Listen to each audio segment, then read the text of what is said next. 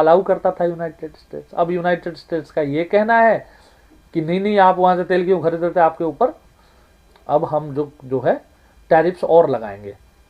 But I think it's about mister Modi talking to Trump and put some sense in his head कि जब हम यहाँ हैं तो ईरान के साथ हमारे रिलेशन अच्छे होंगे ही होंगे, क्योंकि it is one of the Siya countries.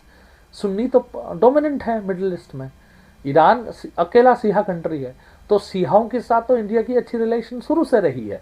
उनकी एक्सपर्ट्स हैं, उनकी एडवाइजर्स हैं, उनको ये बात समझा दें तो मुझे लगता है उनकी गुस्सा थोड़ा शांत होगा। और टैरिफ जिस पे लग रहा है, एक्चुअली टैरिफ के वजह से अमेरिका हैज टू पे मोर, तो उससे क्या है वो सस्ता चीज़ों पे चले जाता है मार्केट। आप एक्चुअली टैरिफ को भी थोड़ा समझाता हूँ क्या है। उन्होंने हमसे 75% टैरिफ लगाया, मतलब क्या है, जो चीज़ पहले 100 रुपये में हम यूएस को बेचते थे, अब हम उसको 175 रुपये में बेचेंगे। तो वो ज़्यादा महंगा हमारी सामान होगी जी। परंतु क्या है, जनमानस का क्या है, कोई चीज़ 100 रुपये मिलता है, कोई चीज़ 90 रुपये में मिलता है, तो 90 रुपये की चीज़ को ज़्यादा लोग खरीदते हैं, तो हमारी बिजनेस रिलेशंस इस वजह से अफेक्ट हो जाते हैं। अब 100 रुपये की प्रॉन यहाँ से वो बेचता था तो वो क्या 20 रुपये कमाता था, वहाँ जाके वो 120 रुपये बेचते थे तो 20 रुपये उनकी सेलर कमाता था। अब क्या है, प्रॉन की रेट बढ़ के 175 रुपये हो गया, वो 175 रुपये में बेचेगा वहाँ जाके, तो क्या कमाएगा जी।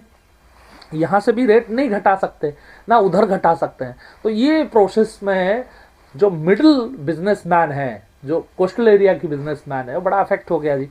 वो वोट बैंक भी है, किसी का तो वोट बैंक होगा ही, वो उससे भी अफेक्ट हो रहा है। तो इन सारी चीज़ों को ठीक करने के लिए, उनके रिश्ते ठीक करने के लिए कोई someone has to put some sense in his head कि हर रिलेशन आपके कहने से नहीं होगी।